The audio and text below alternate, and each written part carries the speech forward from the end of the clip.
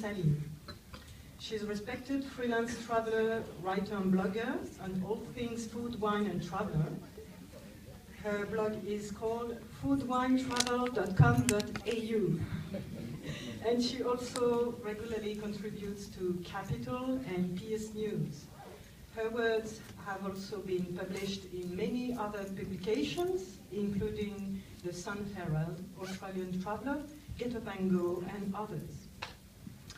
And before I give the floor to Christine, I remind you that the Alliance Française is a linguistic and cultural center. We teach French for all public and all levels. So if you want to enjoy French films without subtitles, we have a French course for you. So this is Christine, and I want to thank Palace Cinema also. Thank you.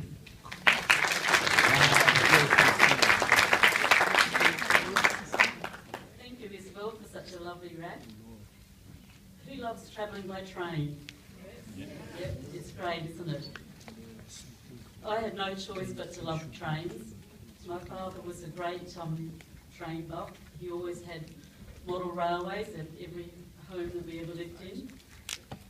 And we didn't have a car until I was about 14, so we walked everywhere, and when we went on holidays, we travelled by train. And it was great fun. Remember that clickety-clack? You don't hear that anymore on the trains in Europe. They're so smooth and sophisticated, but it was lovely. And in the 1970s, I had my first overseas trip and spent a year in Europe, and did a lot of travel by train in that year, mostly with the Ural Pass, but also just with point-to-point travel, and just enjoyed it immensely. And then all my subsequent visits to Europe, for one reason and another, I mostly hired cars, just because it sort of seemed to be the most convenient at the time.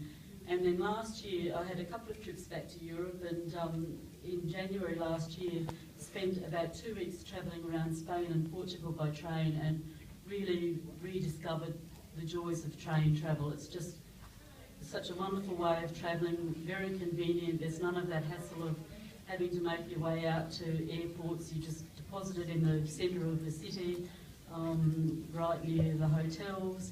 It's lovely and comfortable. You sit back and relax and watch these wonderful panoramas unfold.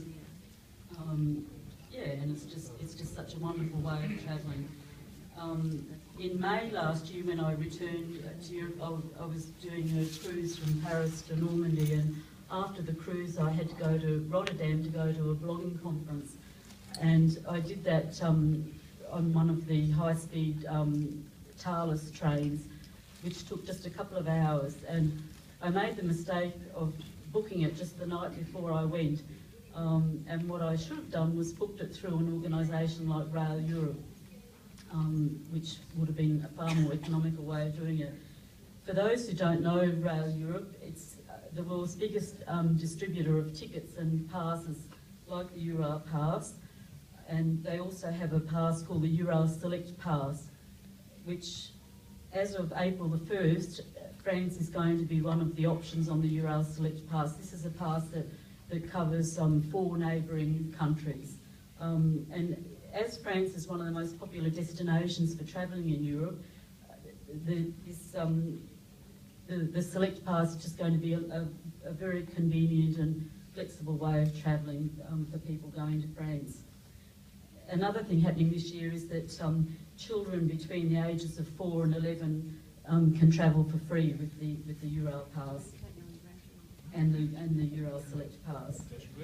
For anyone interested in travelling with Rail Europe, you can either buy a ticket from an agent in Australia like the French Travel Connection, which is Australia's largest specialist in travel to France, or you can go online and do that, www.raileurope.com.au.